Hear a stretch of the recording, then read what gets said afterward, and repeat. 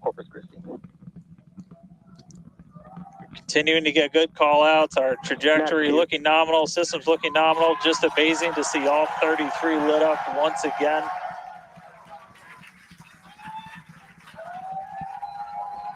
At this point, we've already passed through max Q, that maximum dynamic pressure,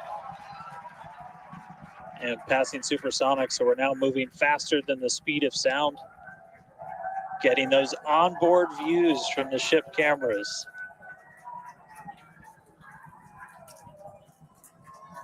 Now the next major milestone is going to be a hot staging maneuver. Again, we're going to be doing that in just about 90 seconds. To do that, we're going to shut down all but the 3 center Raptor engines on Super Heavy. That'll be our MECO, our most engines cut off. And then the clamps holding the 2 stages together are going to release. Starship second stage will ignite its engines, the RVACs first, the sea levels right after that. The sea level engines will be splayed or just kind of pointed out at about a 15-degree angle. So if you look close and we get good tracking, you might be able to see those center right after. And so those 6 engines will push Starship off of the booster.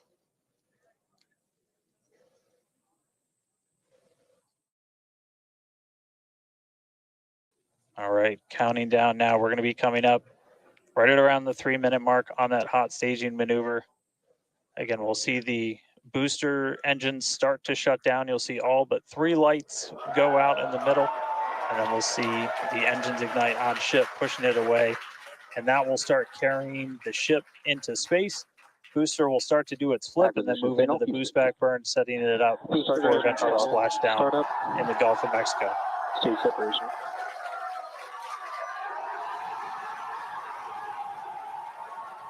Startup.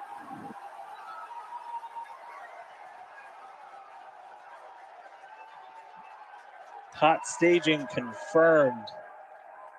Boosters now making its way back, seeing 6 engines ignited on ship. Kate, we got a Starship on its way to space and a booster on the way back to the Gulf. Oh man, I need a moment to pick my jaw up from the floor because these views are just stunning. These are live views from Starship. First stage is currently performing the ship avionics, power and telemetry nominal. Good there, news informing us that the second stage or the ship, everything looking good, nominal there. First stage is currently performing the boost back burn, expecting that to last about 1 minute.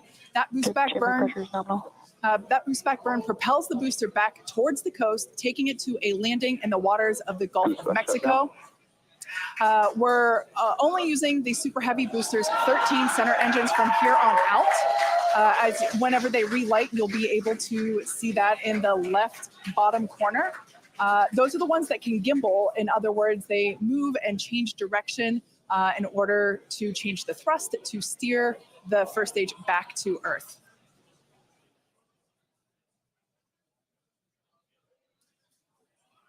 Wow, these are just incredible views coming to us. Everything is looking good for both the first stage on the left-hand side of your screen or the Super Heavy booster, as well as on the right-hand side of your screen, that is Starship, or we also refer to that as the ship. Now, the boost back burn was the first of 2 burns required to return it to Earth. The next one will be the landing burn, where all 13 center engines will initially ignite and then transition into a 3-engine burn to help slow it down. Now, just as a reminder of the stage 1 test objectives, we're looking for controlled ascent, which we have so far. Stage separation, which gorgeous, we cruised right through it, as well as on a nominal trajectory. Good news there, telling us that the path that Starship is on is good. Now, Starship's second stage is still firing its engines, and as you heard, following planned flight path. The ship objectives, we're looking for hot staging, again, cruised right through that. We're looking to demonstrate controlled ascent as well as orbital insertion. Now, the bottom right-hand corner of the screen shows the ship engine graphics, so be sure to keep an eye on those. Yep, Kate, like this is just a phenomenal test so far. Super Heavy is performing beautifully today. It's on its return leg of the journey. ship continuing to burn its 6 engines, those larger circles, the Raptor vacuum engines, the inner circles, the Raptor sea level engines. We're about 30 seconds away, just under 30 seconds away from the start of the boost back burn. Excuse me, the landing burn on the booster. You can see the grid fins rotating. Those hypersonic grid fins are guiding us through the atmosphere back towards our splashdown site. Again, we're going for a splashdown, a soft splashdown. So for landing burn, we're going to expect to see the 13 center engines light, rapidly bring down the booster's velocity, and then just the 3 in the center for splashdown. Let's see if that'll work.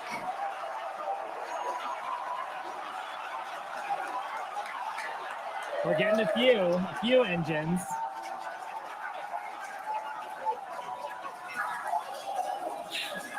And acquisition of signal. Let's see if we can get some other video of that. Now, this is a test objective today. It is still something that we're attempting to learn. And to make it that far, to demonstrate the controlled re-entry up to that point is pretty darn good. Ship continuing to look nominal with its ascent burn. This burn lasting about 6 minutes total. And we're expecting that this burn will end just after T+8 minutes, about a minute from now. So far, though, I mean, congrats to the team. Making it this far is farther than we've gone. Absolutely. On flight 2. Just wonderful views and great engine performance from the vehicles.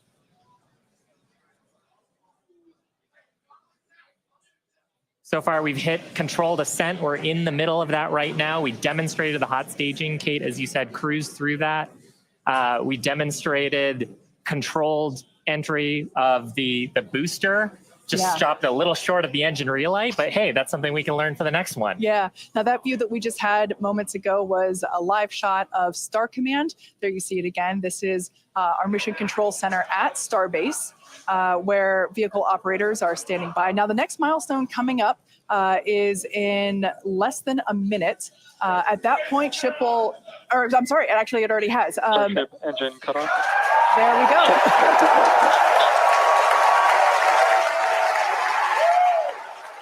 As you heard there, by the call out and from the crowd behind us,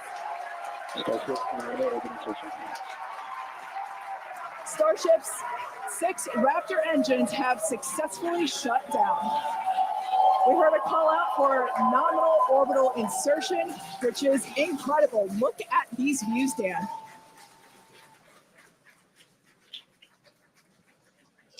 I'm just completely blown away right now. What a day. Congratulations to the entire SpaceX team. I mean, this flight pretty much just started, but we're farther than we've ever been before. We've got a Starship not just in space, but on its coast phase into space. Just to recap where we've come, and it's only been 9.5 minutes. How has it only been 9.5 minutes? We lifted off right on time at 8:25 a.m. We didn't have to hold at our gate at all. We had 33 out of 33 Raptor engines open up and light and get us through a nominal ascent. Another successful hot stage. All 6 engines on the ship propelling us into orbit. We did see what looked like a nominal boost back burn. And then we did make it all the way to the landing burn this time. Didn't light all the engines that we expected, and we did lose the booster. We'll have to go through the data to figure out exactly what happened, obviously. So be on the lookout for information about that. But wow, a ship in space. We've got a bunch of, as we said, ambitious objectives ahead of us. Over the next couple of minutes and pretty much over the next hour, where we're going to we've got the ship in space. We're now going to take advantage of this and try and learn as much as possible about some of the other systems, including that first ever Raptor relight in space. So it's just going to be incredible. So all of that still to come. The mission just started, but wow, what a liftoff! What a hot stage! What an amazing sight to see Starship there in outer space. I can't believe we're seeing it in space. This is awesome. Wonderful. And now we are going to be coasting for the next about 30 minutes or so. We'll be back around the T plus 40-minute mark. And that'll be Starship continuing to coast, hit those ambitious test objectives, and then continue on to reentry. We're not totally sure what video that we'll get, since that normally comes to us as we overfly ground stations, and we don't have a ton of those along our trajectory. But as we have video, we'll be sure to bring that to you. Starlink may be able to bring us additional communication paths today that will allow us to talk to Starship through reentry with no communications blackout period. It's a possibility, but either way, we will be live for all of today's milestones. And of course, when we do have views, signal, Puerto Rico.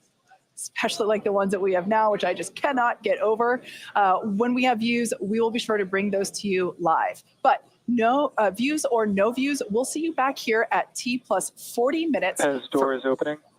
And there we just heard call it that Pez door is opening. So that's great. First test. Yeah. One of our test objectives today is to open and close that Pez door. That's where we will deploy Starlink satellites from in the future. So great news there that that test objective is already underway. So come back here, stick around till T plus 40 minutes for coverage of Starship's deorbit burn demonstration, followed by its reentry and what is sure to be an exciting splashdown.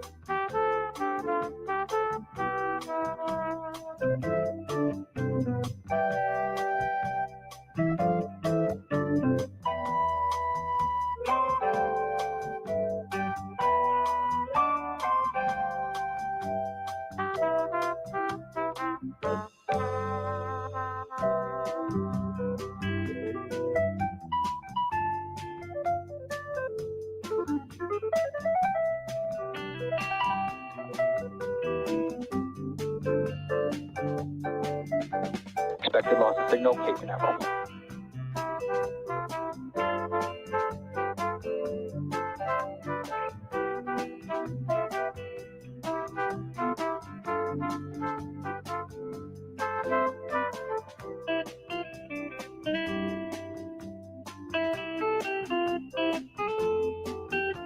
Pez checker.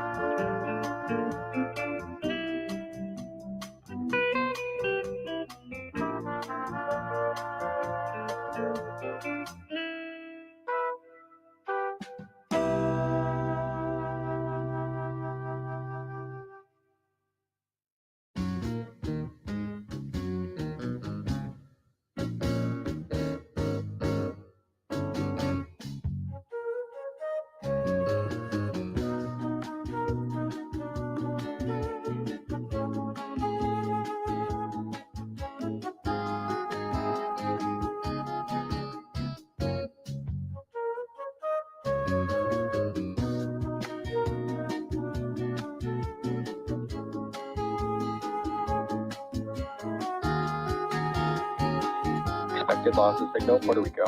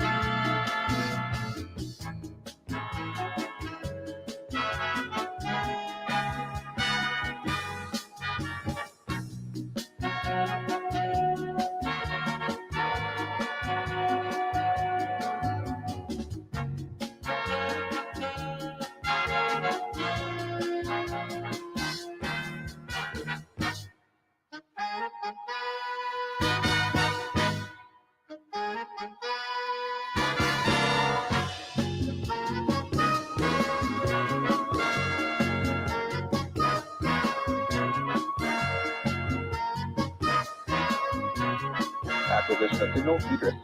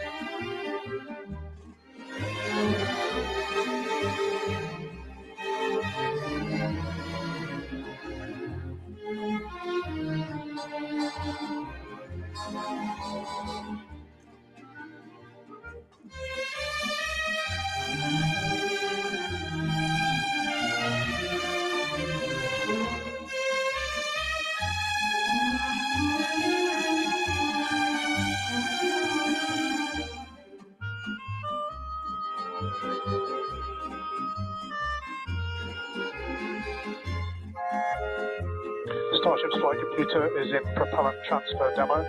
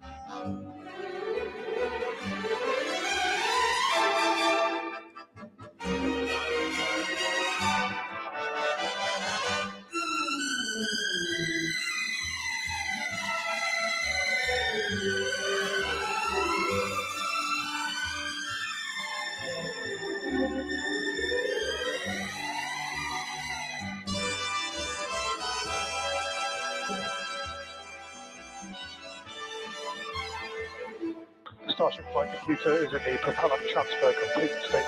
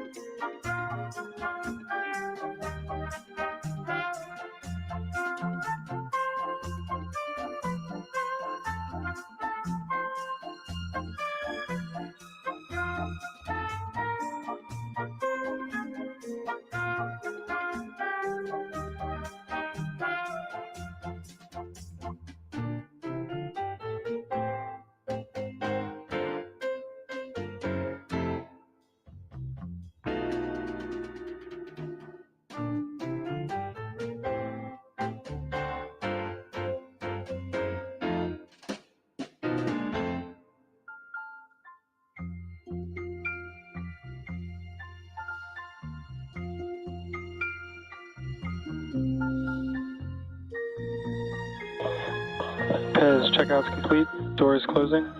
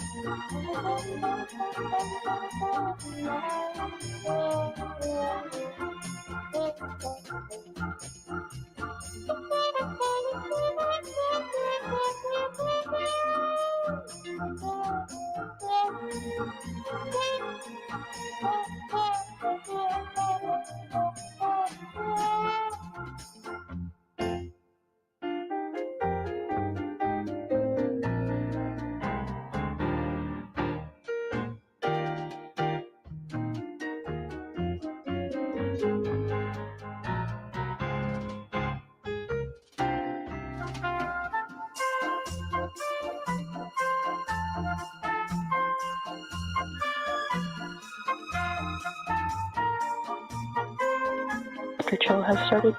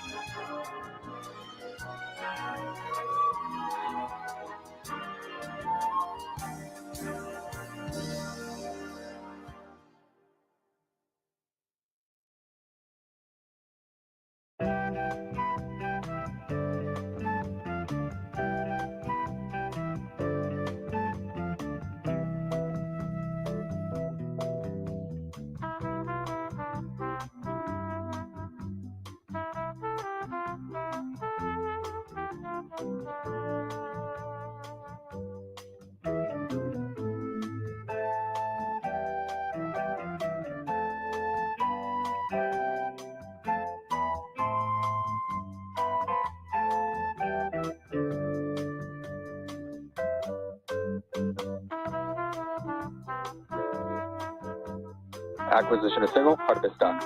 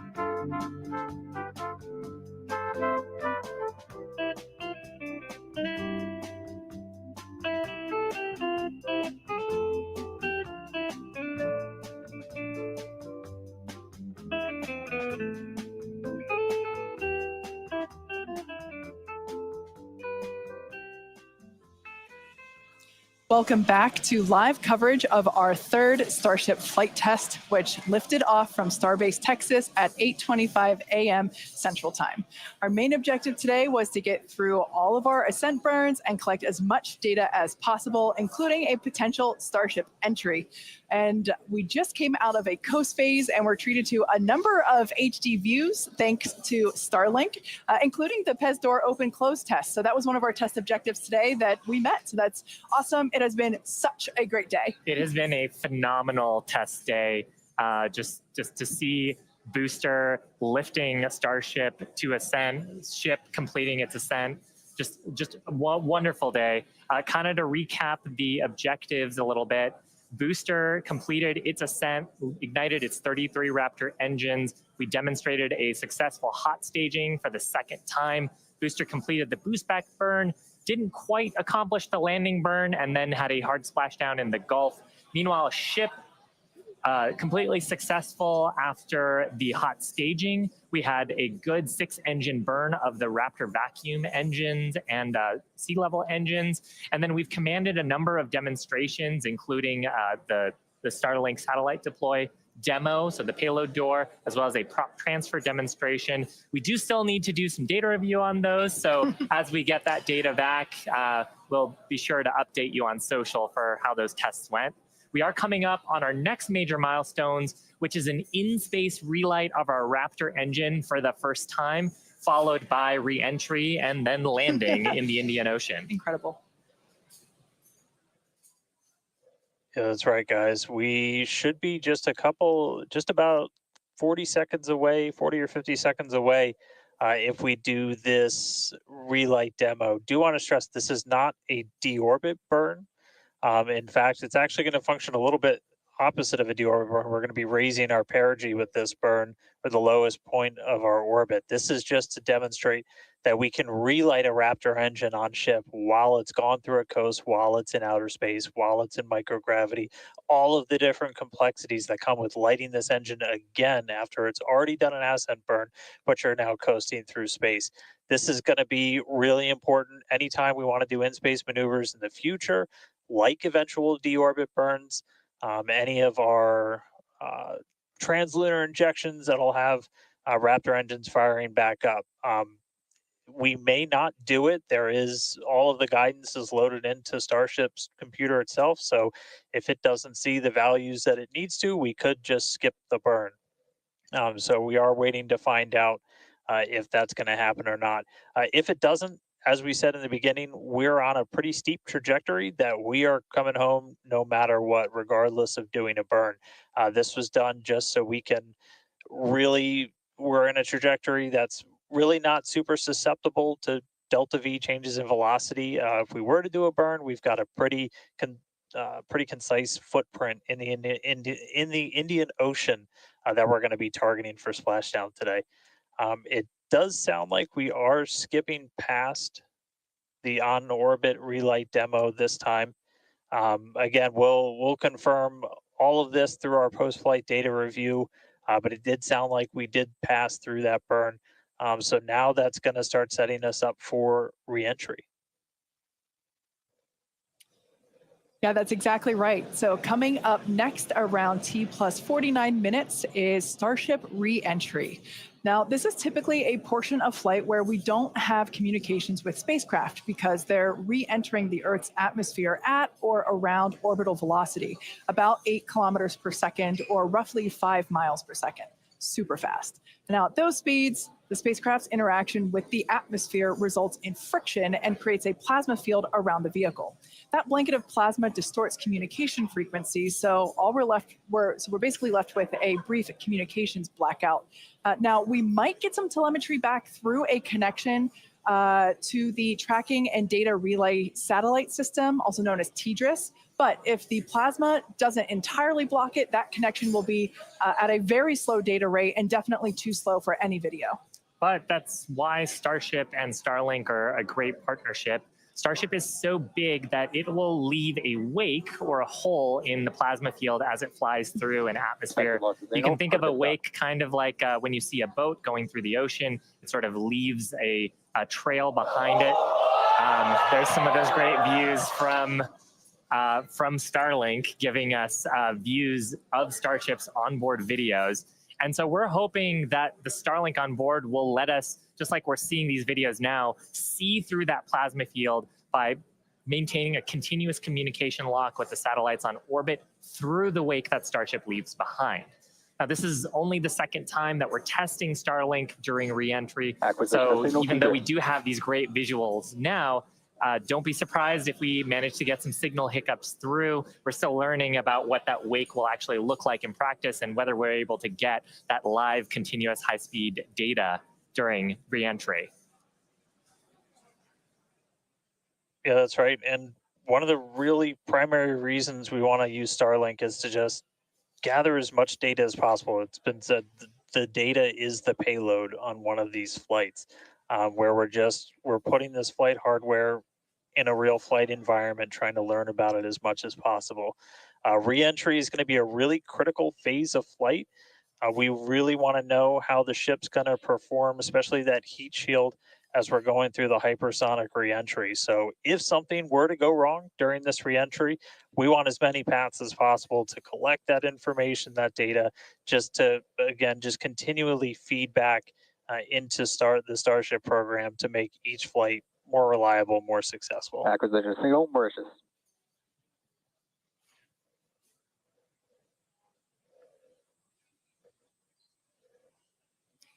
Now, if Starship manages to make it all the way through re-entry, we'll collect valuable data on Starship flying through the Earth's atmosphere at hypersonic speeds, meaning more than 5, or at this point, will be more than 5 times the speed of sound. Now we're watching these live views, HD views by the looks of it, thanks to Starlink. You can see that the flaps there on the ship might be actuating.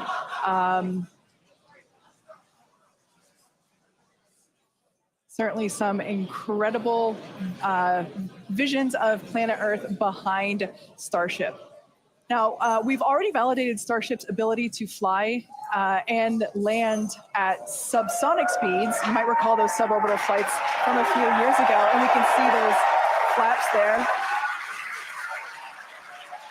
So getting data on aspects like heating and control while traveling way faster than we did before is going to be critical to eventually bringing Starships back from space for rapid reuse. So I mentioned those flaps. That's one of the things that enables Starship to help control itself and survive the heat of reentry, which, like we said before, we're expecting that reentry to occur around T plus 49 minutes. So we're getting pretty close here. And what you're seeing here, it looks like the vehicle is sort of moving back and forth. Part of what you're also seeing is one of the cameras, this onboard view that we have, is on the end of a flap. Starship has front flaps and rear flaps in the vehicle.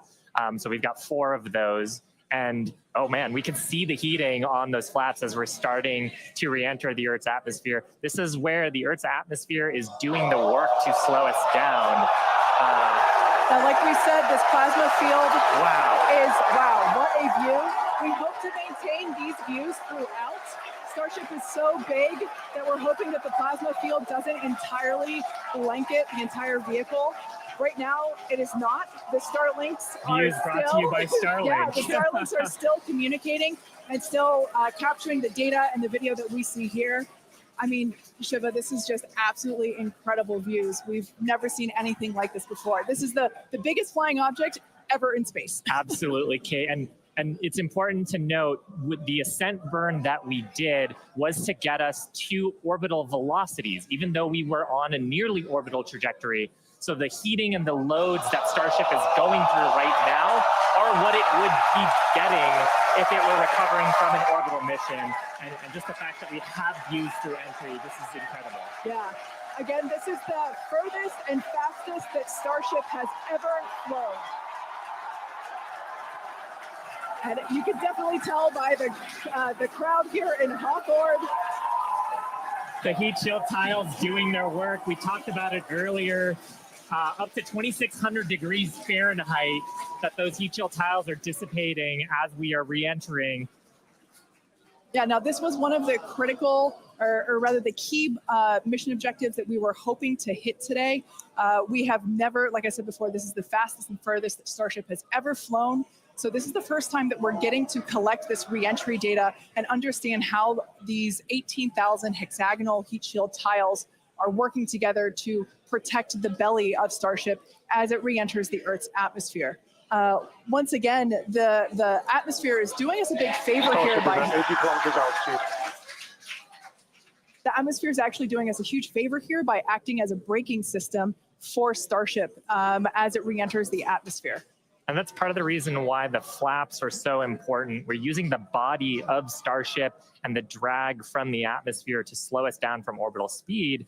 But you want the vehicle to remain stable. You want those heat shield tiles pointed down so they can absorb the heat of the Earth's atmosphere. And so that's the purpose that they are serving during the hypersonic phase and then again during the subsonic phase. Absolutely. So like we said, these views are being provided by a couple Starlink terminals that are positioned on Starship itself. As that plasma builds, we're hoping that we can bring these views back to you, but you can see the telemetry there on the right-hand side of your screen. If you watch closely, you can see the speed decelerating. Again, that's the friction of the atmosphere resulting in this plasma field, or excuse me, the blanket that is potentially blocking the Starlink terminals right now. So we'll bring those views back to you if we get them. But right now, for those of you that have recently joined, Starship is currently re-entering Earth's atmosphere. This is super exciting because it's the furthest and fastest that Starship has ever flown. It's just absolutely incredible. Major test milestone, something we wanted to accomplish on Flight 2, getting to it today. So just awesome. Now, we actually have some heat shields here. So these are what's doing all the work on Starship right now. There are 18,000 hexagonal heat shields like these.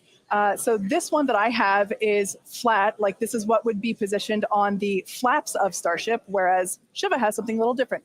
Yeah, the one I have would be on the curved surfaces of Starship. I'll just put it in frame here. So we've got these attached at various points around the vehicle. Like you said, Kate, 18,000 of these tiles around, and they're doing the work to make sure that the structure of the vehicle doesn't carry all that thermal load, so we can recover the vehicles eventually and get to rapid reuse on them. They're really lightweight. They sound a little different than I would have expected them to, but they are ceramic. And these are what's helping Starship survive through this period of entry. We're not sure how far we're going to make it. Again, this is the furthest that we've gotten in our test flight, but the further we fly, the more data that we can get, and that's ultimately the measure of success here, which I mean, I think today has been a huge success given where we've gone and how much further we've gotten with both the booster and Starship itself.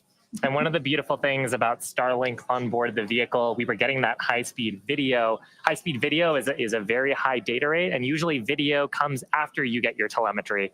So hopefully we were able to get some wonderful data throughout the entry period, which is normally something we have to wait for until after splashdown when we get that data off the data recorders. Yeah. Now, you mentioned before the flaps. Again, that the flaps are protected by the flat heat shields like I have. There are 4 of those positioned on Starship, 2 at the forward end or the top end, and 2 at the bottom or aft end. And they operate independently to aerodynamically control the vehicle's attitude or positioning during atmospheric flight and enable precise landing at the intended location. So today we are intending to splash down in the Indian Ocean, and we're hoping that we can make it that far, but regardless, it is an exciting end to what has been an exciting day. Absolutely. And I mean, we've had some tests in the past. We had suborbital campaigns where we have tested out the aerodynamic flaps at subsonic speeds. So that's below the speed of sound. At hypersonic speeds, well, supersonic speeds first, so faster than the speed of sound, and then hypersonic speeds. So that's more than 5 times the speed of sound. The equations of motion change, how the vehicle responds changes. So going through that control phase where we're going from faster than the speed of sound to below the speed of sound was one of the objectives today. Yeah. And that's actually a great point because we are expecting that entry subsonic period to occur around T plus 1 hour and 3.5 minutes. So we're not there yet. We're about 10 minutes away from that point. So again, that is when Starship would be traveling slower than the speed of sound thanks to the atmospheric braking system. And so right now we're still waiting to see if we're going to get data back from this ship. We might be in a bit of a blackout period right now. So still waiting to hear the status on it. But yeah, we got to the actual entry portion of today. We started into peak heating, which was just a really big milestone. Starship is pretty unique in the way that it re-enters, especially for something reusable. The closest parallel has been the space shuttle. When we're comparing Starship to like when we bring a Falcon 9 booster back, we're talking about 20 times the energy given the velocity that we're moving at, and all of that energy just gets converted into heat, and then we need to use those tiles to just help dissipate that heat. They're not ablative like you would see on something like Dragon, which uses an ablative in the capsule shape. So they are these tiles that are made to be reusable. So any data we're getting on the actual temperatures it was seeing during heating, all of that is just really hugely valuable. Where Starship is really unique is, and Kate and Shiva have talked about it a couple of times, is once we're through this kind of hypersonic section and we get down to the subsonic, and that's where we really learned a lot and proved that Starship's really just its basic shape could work. And we did that during the suborbital campaign. Again, if you compare it to the shuttle, which entered, it had the wings, it had a similar heat shield system, but it had wings and then was almost flown like a glider once it re-entered and was down to those subsonic speeds. With Starship, we're not doing that. We're just coming straight down. We'll hit terminal velocity, which with Starship is around 200 miles an hour. And then we use a flip maneuver to ignite those engines, do a landing burn, and then touch down on the ground. So you don't need a runway. We're doing that, again, designed because when we go to the moon, when we go to Mars, there's not going to be a runway there for us. And so that propulsive landing is going to be really important. This is an animation of pretty much what we were just watching on actual Starship video, which is pretty incredible. But we go through peak heating. One of the benefits of today's trajectory, actually, we got closer to what the heating profile will be on just a normal mission when you compare it to our previous flights, which were headed out to Hawaii. So we go through peak heating and then we hit subsonic, and then Starship splashes down in the ocean. Again, we're not doing a landing burn on this flight, and we're not expecting Starship to survive the impact. We're not going to be recovering any of the hardware. For now, though, we are just still waiting to see if we're going to get some signal back. We're currently at a loss of signal with Starship. Don't know for sure what its status is, and so we're just continuing to listen in. But it was pretty incredible seeing the flaps really do their thing to maneuver the vehicle as it's moving through hypersonic. One of the big trade-offs between something like Shuttle and Starship is wings can be pretty heavy. And so if we can really demonstrate that Starship's controllable through that hypersonic regime when you're coming through the atmosphere, 25 times the speed of sound, you can save a whole lot of weight by not having really big wings. So super valuable to get this data, super valuable to Dan, then figure out what we're going to do on our next test flights. Yeah, and you'd brought up a really interesting point too, that for on Shuttle, you are gliding in, going back to a runway. On Starship, because we're landing vertically, we are basically coming down, and then we've seen this during the suborbital campaign. We're not going to see it today, but during the suborbital campaign, we did the flip maneuver and then light our engines for a landing burn. And that's also really important for some of our other terrestrial destinations, that we don't have as much of an atmosphere on Mars. There is pretty much no atmosphere. There's some great views from our previous test campaigns of a landing burn and the upright landing. But on the moon, there is no atmosphere. On Mars, the atmosphere is extremely thin. So you actually need some other sophisticated techniques that other landers have used to land there. And so this vertical landing technique is really important to landing on destinations like those, which is ultimately where we're trying to go. Yeah, absolutely. So we hope to demonstrate that landing in future missions. That wasn't one of our objectives for today. We wanted the ship to focus on opening and closing, the first demonstration of opening and closing the PEZ door, which is where we will deploy Starlink satellites from in the future, as well as gathering data on how the heat shield tiles performed during the entry period. And so far, all of that has gone really well.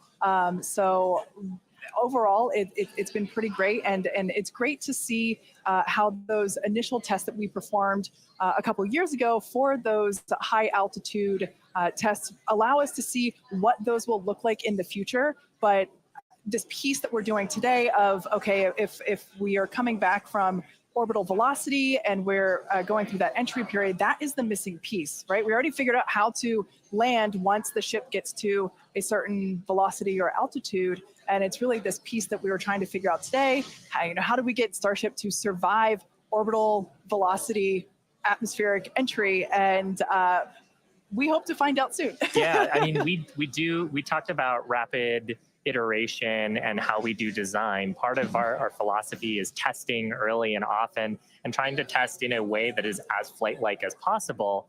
But there's only so much you can do in a chamber where you're trying to simulate the atmosphere in a laboratory.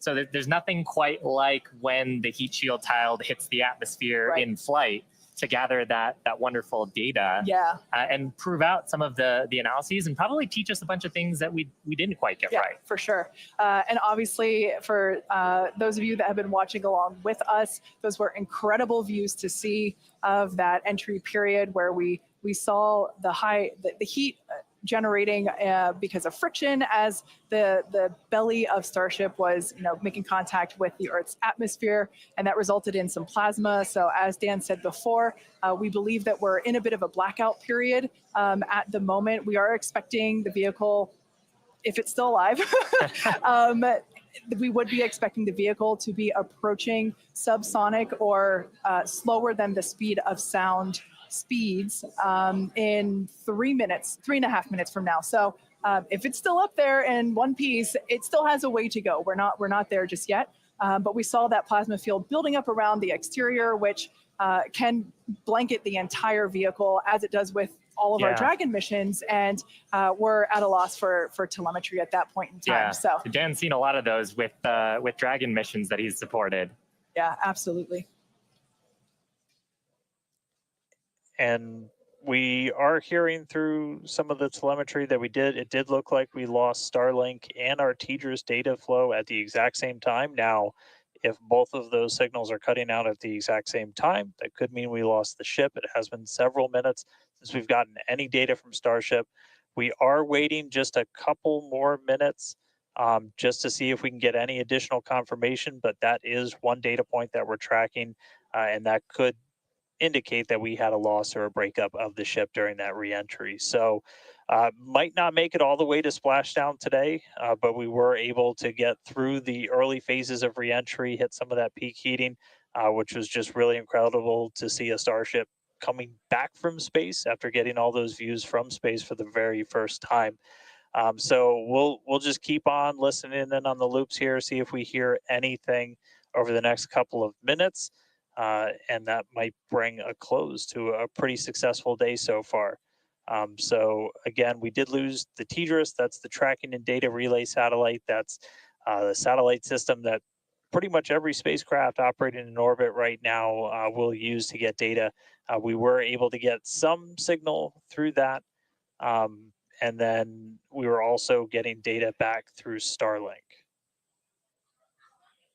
Live view here of mission control down at Starbase. So these are all the folks who are experts on the various different systems, taking a look at the live data that we did have.